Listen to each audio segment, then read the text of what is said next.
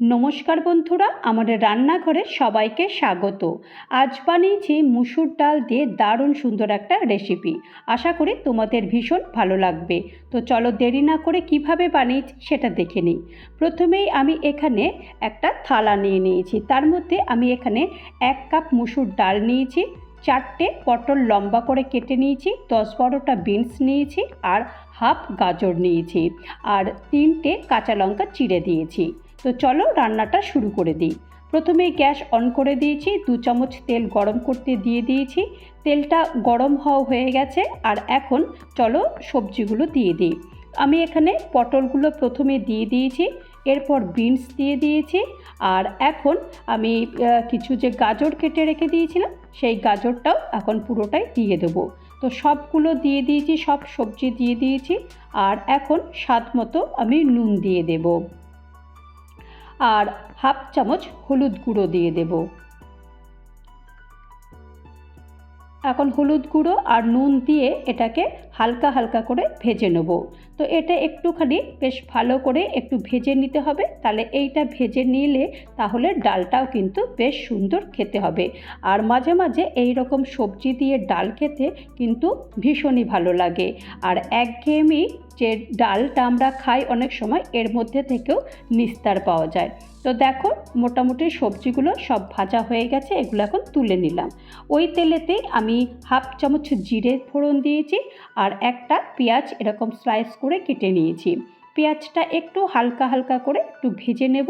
তো পেঁয়াজ মোটামুটি ভাজা হয়ে গেছে আর এখন এখানে 2টো রসুন একটু ক্রাশ করে দিয়ে দিয়েছি। তো রসুনটাও একটু হালকা একটু নেড়ে চেড়ে দিলাম যাতে রসুনের গন্ধটা চলে যায়। তো এখন আমি এখানে যে মুসুর ডালটা আমি নিয়েছিলাম সেটা আমি ধুয়ে রেখে দিয়েছিলাম, তো সেই মুসুর ডালটা আমি দিয়ে দিয়েছি আর মুসুর ডালটাও একটু বেশ 2 থেকে 3 মিনিট এরকম ভালো করে নেড়ে চেড়ে দিতে হবে, যাতে করে মুসুর ডালের যে একটু জল জল ভাব ছিল সেই জল জল ভাবটা যতক্ষণ পর্যন্ত না একটু শুকনো হয় ততক্ষণ পর্যন্ত এটা ভেজে নিতে হবে। এরপরে আমি স্বাদ মতো নুন দিয়ে দিয়েছি আর এখানে হাফ চামচ হলুদ গুঁড়ো দিয়ে দিয়েছি আর এখানে 1 চামচ আমি জিরের গুঁড়ো দিয়েছি আর হাফ চামচ আমি লাল লঙ্কার গুঁড়ো দিয়েছি। সব দিয়ে দিয়েছি, সব দিয়ে দেওয়ার পর আরেকবার ভালো করে মুসুর ডালটা বেশ ভেজে নিচ্ছি। আর এখন এখানে হাফ আমি টমেটো লম্বা লম্বা করে কেটে নিয়েছি আর 2টো কাঁচা লঙ্কা দিয়ে দিয়েছি। দিয়ে দেওয়ার পর আরেকবার ভালো করে এটাকে নেড়ে চেড়ে দিচ্ছি।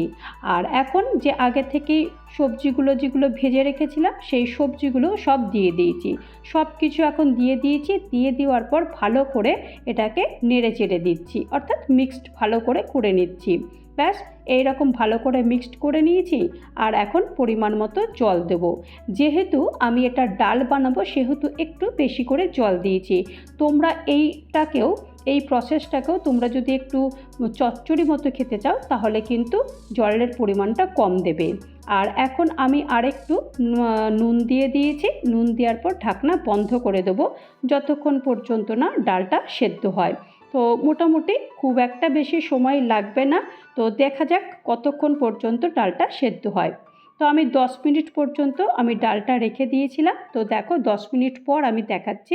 আর এখন হাফ চামচ আমি গরম মশলার গুঁড়ো দিয়ে দিয়েছি। গরম মশলার গুঁড়ো দিলেও ডালটা দারুণ সুন্দর খেতে লাগে। আর পরের দিকে একটু ধনেপাতার কুচি, ব্যাস আর কিছুই লাগবে না। এই ডালটা গরম গরম ভাতের সঙ্গে এত সুন্দর খেতে লাগে যে তোমরাও না বানালে কেউই বিশ্বাস করবে না। তো চলো ডালটা সার্ভ করে দিই। তো তৈরি হয়ে গেল আমার সবজি মুসুর ডাল। এই মুসুর ডালের রেসিপিটা যদি তোমাদের কারোর ভালো লাগে তাহলে অবশ্যই একটা লাইক করো, কমেন্ট করো, পারলে আমার চ্যানেলটা সাবস্ক্রাইব করে আমার পাশে থেকো। ভালো থেকো, নমস্কার।